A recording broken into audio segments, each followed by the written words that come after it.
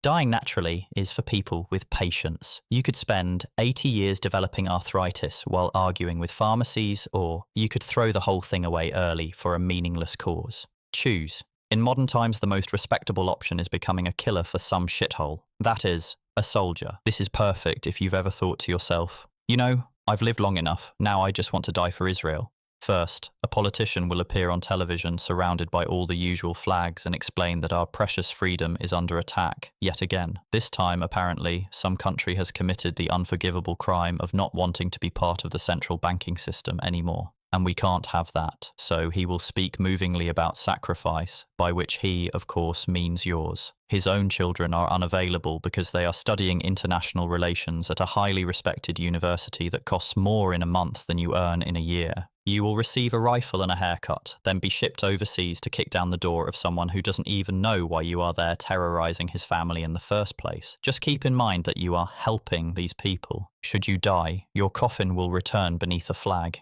neatly covering the uncomfortable fact that the mission survived longer than you did. Your mother gets a medal and the weapons company gets another contract. Everybody wins, except the person in the box, who is no longer participating in the survey. You died for a good cause though, right?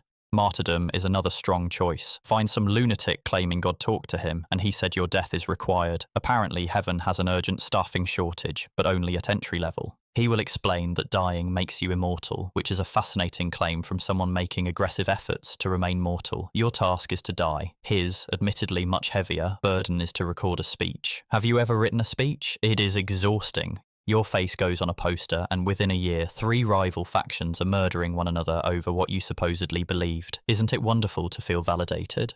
Death makes you extremely easy to quote. Gang membership is another option, but this time it's basically the same package without the theology. Join several young men that never knew their fathers selling drugs for someone who owns none of the street-level risk. Call them your brothers and prove your devotion to this brotherhood by shooting other young men who look remarkably similar to you, participating in the same excellent retirement plan. Eventually, someone kills you over a facial expression, or because homicide just fit neatly into his afternoon plan. Who are you to judge?